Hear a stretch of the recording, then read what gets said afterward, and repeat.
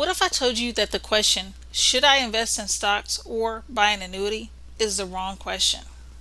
It's not stocks or guaranteed income. That's a false choice. And it's one that's cost a lot of retirees a lot of sleep and a lot of money.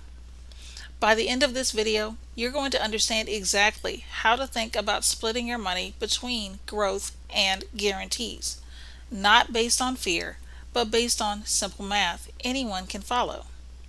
I'm going to show you why the smartest retirement plans don't pick a side, they use both, on purpose, with a plan. Here's what I see over and over again. Retirees tend to fall into one of two camps. Camp 1, all in on the market. I'll just take out 4% a year and let the rest ride.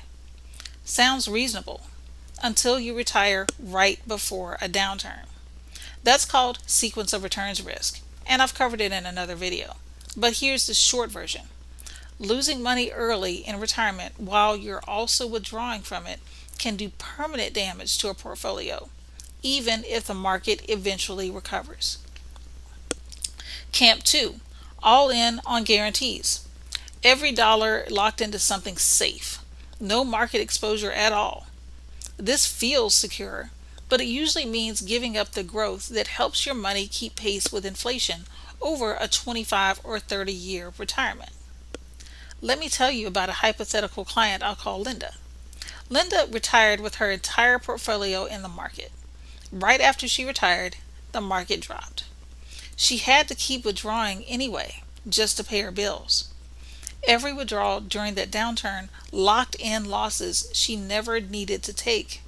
That's not a market problem. That's a planning problem. So let's talk about what each of these tools is actually built to do. Stocks and market-based investments are a growth engine. They're best suited for money you don't need to touch for 10 plus years, or money earmarked for legacy goals, leaving something behind, or discretionary spending like travel or hobbies. Fixed index annuities, or FIAs, work differently. They're not designed to outperform the market. They're designed to protect principal from market loss while offering the potential for indexed interest credit based on the performance of a market index. That means your money isn't directly invested in the market. It's protected, with growth potential tied to how an index performs, subject to caps, participation rates, or spreads, depending on the contract. Here's the way I like clients to think about it. Picture two buckets.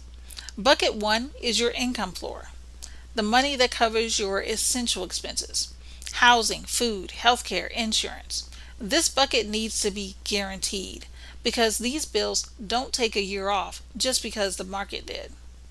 Bucket 2 is your growth bucket, money for the things that are nice to have, not need to have. This bucket can stay invested and ride out market ups and downs because you're not depending on it to pay this month's bills. Now, here's where it gets powerful. When your essential expenses are covered by guaranteed income, Social Security, a pension if you have one, and potentially income from an FIA, something important happens. You remove the pressure to sell your stock investments during a downturn. Think about what that means.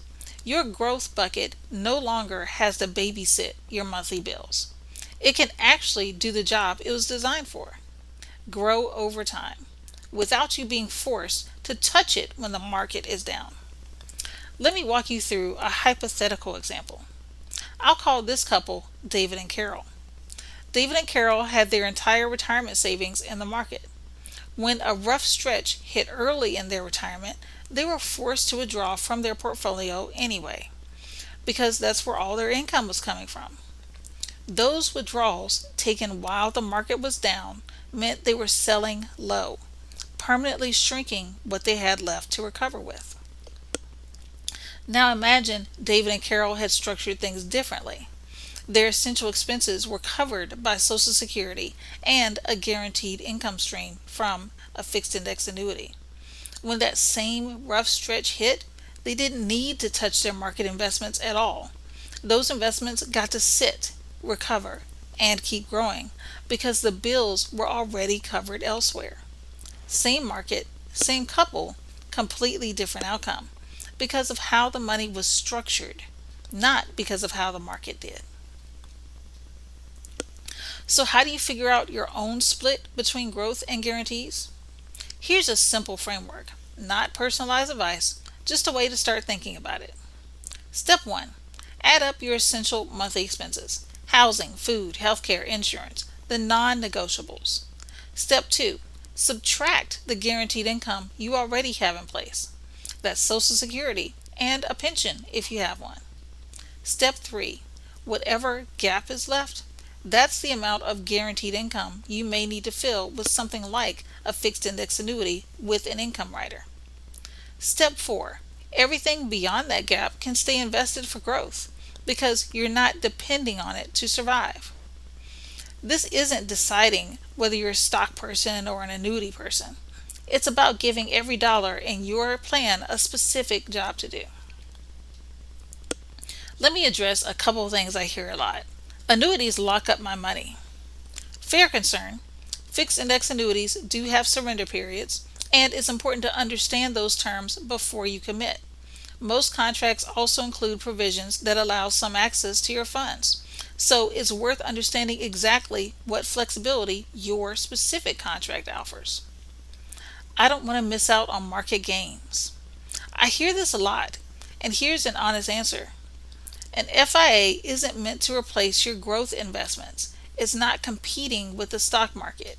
It's there to protect your income floor so your growth money can actually stay invested long enough to do its job. I'm not anti-stock. I'm not anti-annuity. I'm anti-all or nothing because that's where I see retirees getting hurt. Here's the big idea I want you to walk away with. Guaranteed income isn't the opposite of growth. It's what makes growth investing safer to hold on to because you're not forced to sell at the worst possible time. If you want to learn more, check out the free booklet called Retire Smart. It's linked on the page in the description box. If this video helps make things clear, hit subscribe. On this channel, I talk about many retirement topics that you might want to hear. I'm Shonda Prescott, and this is Retirement Security Simplified, where we specialize in turning confusion into confidence, one conversation at a time.